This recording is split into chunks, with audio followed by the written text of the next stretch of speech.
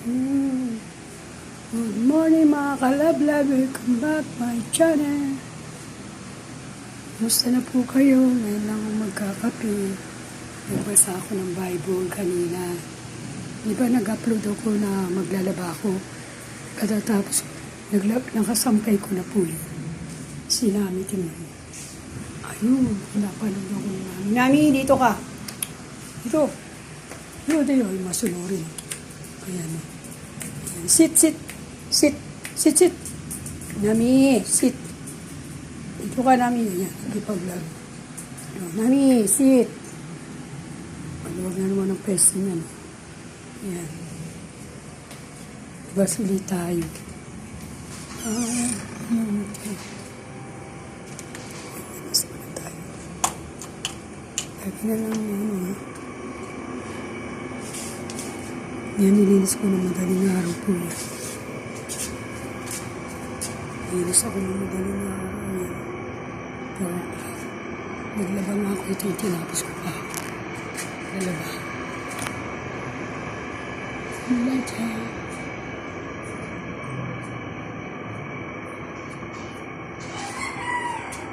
Yan, ang nilaba ko. Simula dyan. Ganda ng ano ngayon eh. Init, no? Pero okay sa akin yan. Ang nagbigay yan, siyempre yung naman natin na sa taas. Diba?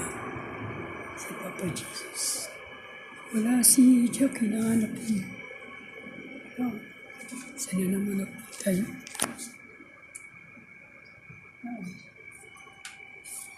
Ayun, naglinis ako kanina. Ay, may tubig na ilabas na nga. Ang bukas na naman ang aircon. Nilabang. Bukas ng aircon. Ayan si Nami. Nami. Yan. Yan, tuwan-tuwa na naman si Nami. Yan, ikot-ikot. Yan, si Nami. Nami. Gusto na. Saan pa ang sukot? Kamusta na ang aming Nani? Ha? Ano? Hello. Ano mo yung laman? Choo! Laro niya. Kagat niya dito. Ay, mukha ka. Yan. Saan na Nani? Laban mo. Nami, oh. Lalaro siya. Yun. Naglaba ako, mayroon naman panibago. Ito yung sinasabi ko kahapon na papalaba ko na lang niya kasi manumano kasi ako maglaba, wala kaming washing. Yung washing namin, iniwan na nandun ng padala natin ni ate kasi ano nga, luma na yun, masisira na rin. Kaya, papalaba ko na lang ito. Time ako palaba. Tsaka yung wifi, okay na. Magana na. Kahapon daw, makapag-upload. Nakapilitan na lang ako nag-upload yung bandang hapon na. Yung pa lang siya nagkaroon ng wifi. Inaayos ni Kuya. Nami! Ayan. Okay na siya. Yung pala ako naka-upload na yan. Si Nami. Magandang hapon, Nami. Busog ng aming Nami.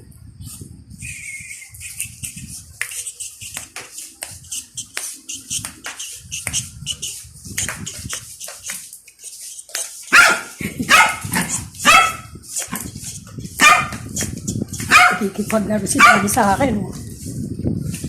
Pag walang sabot yan, di mo makalaro yun, di ba? Nakita niyo naman yung isang araw nilalaro ko, ayaw, walang gano'n. Maayos naman siya. Diba yun? Ginagano siya. Yun, takulan na. Pero yung isang araw nilalaro ko, ayaw eh. Hindi yan. Ha? Yan ang gusto niya ng Nami.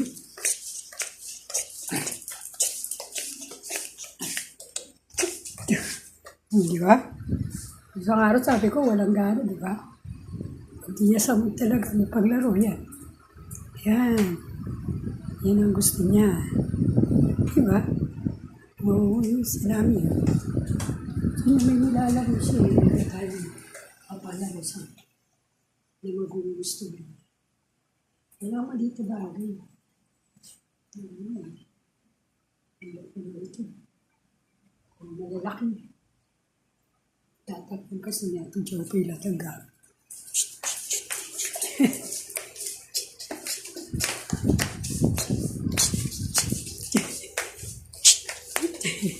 Ikipaglaro eh. Ano? Eh, si Nami. Wala yung mga laruan niya, yung binili namin, wala. Tatapon natin Joey. Kaya nagtyaga na lang kami. Na, kamusta na? Ha? Chit, chit, chit, chit, chit. Na, talagang siya. Nagtatapon.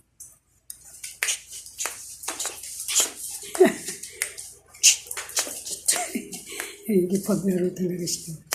Yan. Ayan, kala, sige. Ayan na.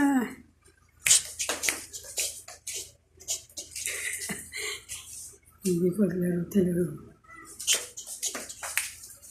Ah, ito na. Nami, che! Che! Yan, wala na naman sa modo.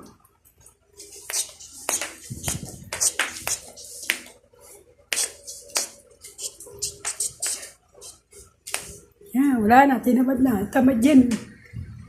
Pag gusto lang niya, yan. Pinawawis pa ako. Yan. Papahanginan natin si Nami. May ligyan sa ventilador. Kala niyo ba? Yan siya nabubuhay sa ventilador. Gusto niya yan. Tiyan! Ayan na. Ayan na. Ayan na. Ayan. Yan ang gusto niya. Kasi nagtatawag. Kasi yung kanyang pangharan. Dito yan. Yan sa ilalim yan. Yan, lakway. Yan na. Sarap na yan. O, yan.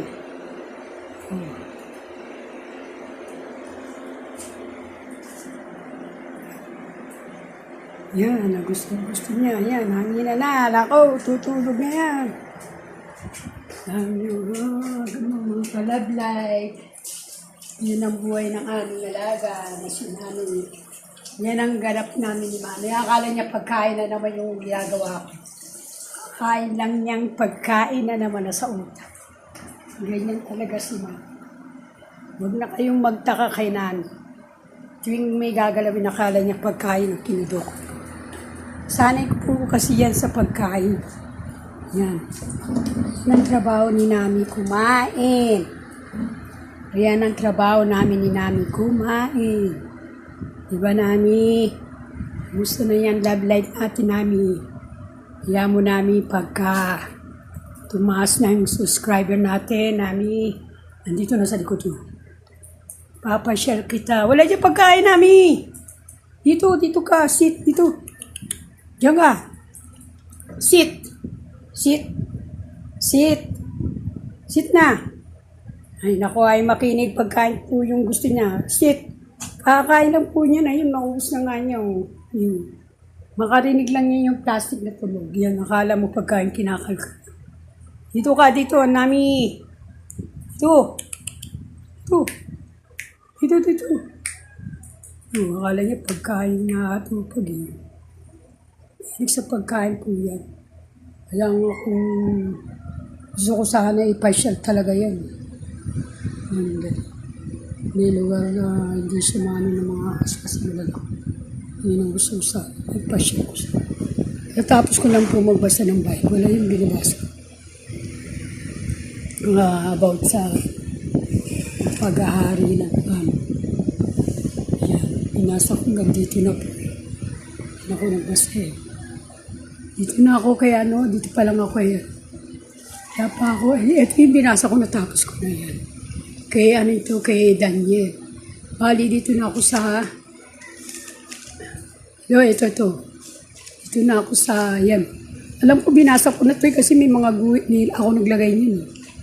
Yan, dito uli ako sa pangitahin ni Daniel tungkol sa apat na alimaw. Yun ang binabasa ko ngayon. Pero, bukas ko na yung babasahin kasi ang haba ng binasa simula rito. Ilang yan dito.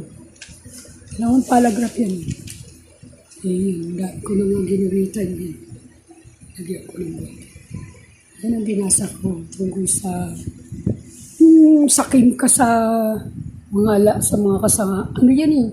Parang inano mo, sinakop mo na lahat. Pinagbigyan ka ni Papa Jesus. Naayang ka na yung isang hari na inano niya. Ilusip niya, kinuha niya lahat. Inano niya siya. Yung hari, hindi ko alam ko din.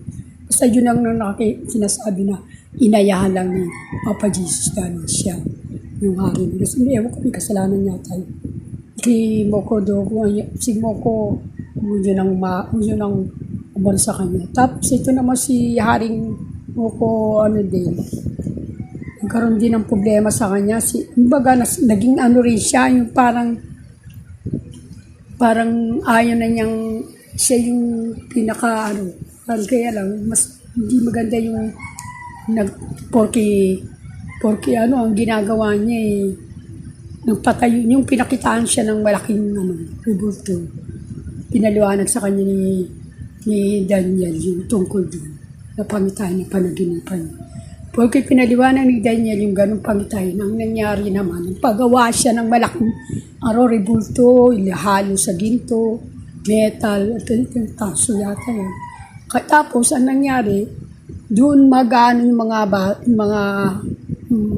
ano niya, lahat ng mga nasasakupo niya, sasamba ron. Mali yun eh. Ang ginawa, nagdasal si Daniel ng 3 beses sa isang araw doon sa loob ng kwarto niya. Yung maaway sa kanya, parang ang nangyari, yung umaaway sa kanya, para magkaroon ng kasalanan. Kasi nga nandun na siya sa tuktok si Daniel eh. Gusto niya, matanggal doon silang pumalit. Hindi naman pwede yung kasi hinirang yun yung pangalan ng hari nila. Yung hari pangalan basahin ko yung hari. Kasi yung hari po, yung hari ng sino ba yung hari, hindi yan eh. Hindi natatayo ko muna kasi hindi ko makita yung pangalan niya, nagyan ko kasi ng ganito to kasi meron akong babasahin ng paulit-ulit. Kaya matandaan ko siya. Hari.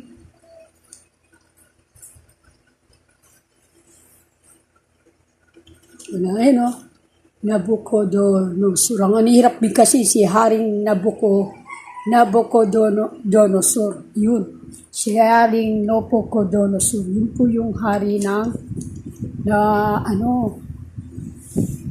yun ang sinabi yun ang pag hindi sumamba doon sa na yun, yung sinasabi na yung rebulto na pinagawa, ilagtipay. Pag hindi raw sumamba, ihahagis daw sa pugon. Siyempre, pag nakarinig ng kalendang, magtalima pumunta ron para hindi niya ginamagano siyempre, doon siya sa yung sinasamba na talagang Diyos talaga. Yung pinaka-Diyos natin. Katulad sa Diyos Ama yun. Yung pinaka-makapangyarihan sila at umigawa na natin. At siya rin ang nakakalam ng lahat dito sa atin. Kaya pinupuri natin, sinasamba natin siya. Yun po yung ang ginawa, naginip na naman siya na hindi maganda. Yun. Yung pagkasabi ni Daniel sa panaginip niya, yun, talagang nangyari sa kanya yun. Tapos, yung isip niya naging hayop. Makain siya ng katulad ng kinakain ng mga doon. Tapos yun, yung nangyari sa kanya, parang namatay na yata yun. Kasi wala namang lagay na namatay siya. Pero ang pumalit yung anak. Yung anak na naman ang naging ng pasimuno na naman. Ayun, pinatawag si Daniel, yun dahil nga na naginip yung anak, yun, parang hindi naniniwala kay Daniel, inano siya, tinapon din. Kinulong siya, pinaano sa leon. Eh, hindi naman siya inano ng leon kasi nga, tinulungan siya ng mga angel, natakpan ng bunganga. Ayun, pinakawala na naman si Daniel. Naniwala sila kay Daniel. Kasi yung mga taong naninira kay Daniel, yun ang pinalapa sa leon. Yung sa loob ng, wala pa lang, hindi pa lang pinapasok, hindi nagbuk. Yung pangyayari. Na yung mga naninira, yung mga ganung bagay, dapat hindi Moko Donos yung pangalan mo, nakalimutan. Moko Donos. Ay, Nabucodonosor. Nabucodonosor. Si Haring Nabucodonosor. Ito ipapaliwanag ko to sa mga bata. Mga inalagaan namin doon. Na kaya ako napapaus dahil dyan. Gusto ko madalin natin, Nabucodonosor. Kaya lang, ang bigat sa para maano ng mga bata yan. Kaya yan ganun po nangyari. Tingnan mo, kumakain na naman. Di ba?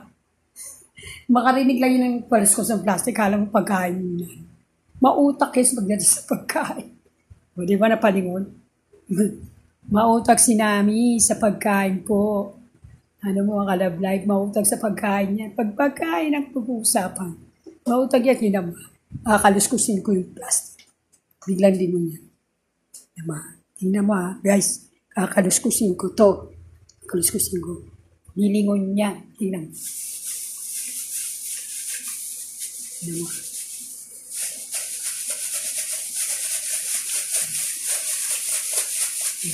Wala dipit yun. Hindi narinig kaya. Tingnan mo. Naayos ko pala.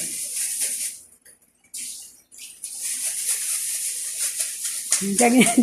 Seryoso ano, ayun. Hindi mo narinig niya yan. Nakala niya pagkain. Yan. Titig na titig, yo. Kala mo, yan, ganyan si Nami. Makarinig ka lang ng kaluskus nito, yan. Yan.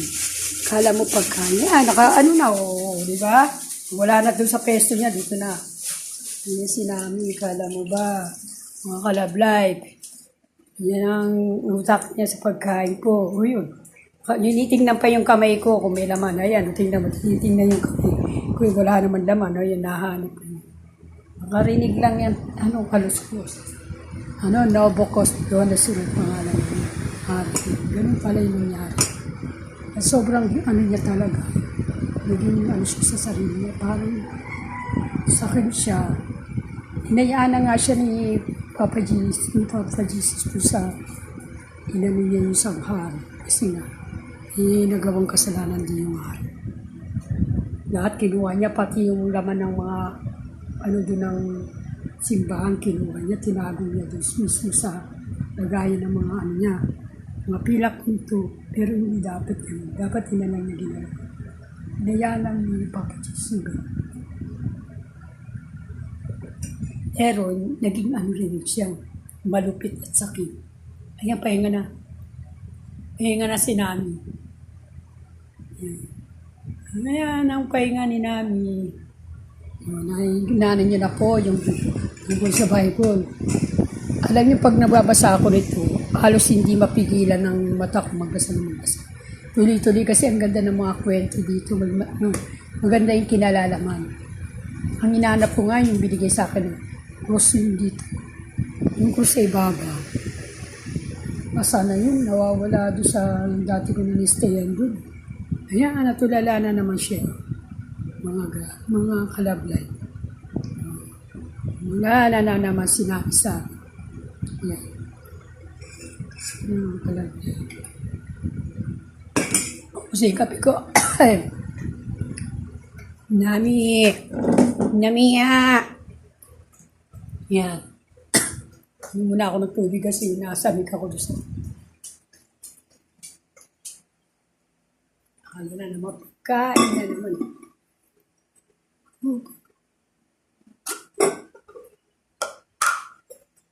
Ako nagtubig. Yan si Nami nakatulala. Hindi ba ako nagtubig?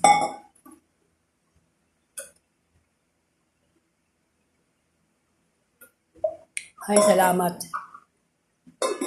Salamat. Salamat, mga ka-live-live. Salamat sa panonood ng mini vlog. Salamat. Salamat. Salamat. Bye-bye.